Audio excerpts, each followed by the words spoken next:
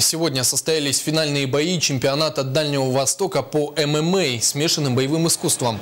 В общей сложности участие приняли 40 бойцов из 6 регионов.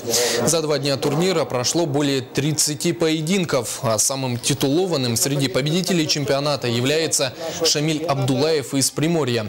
Он чемпион России и прошлогодний призер чемпионата мира по ММА. Но особый интерес у болельщиков вызвала весовая категория свыше 93 килограмм, где нашу республику представил Роман Неустроев, единственный из якутян, дошедший до финала. К сожалению, Роман проиграл своему сопернику Антону Гапенко из Приморского края. Тем не менее, второе место тоже почетно. Таким образом, в копилке сборной Якутии 5 медалей, 4 бронзы и 1 серебро. Добавлю, спортсмены, занявшие первые и вторые места, поедут на чемпионат России, который пройдет в начале июня в Ханты-Мансийске. А бронзовые призеры примут участие в Кубке страны. Хорошо, нормально, обстановка хорошая, организация тоже очень хорошая. Первый день провел 2 боя, сегодня финальный, выиграл. Нормально все.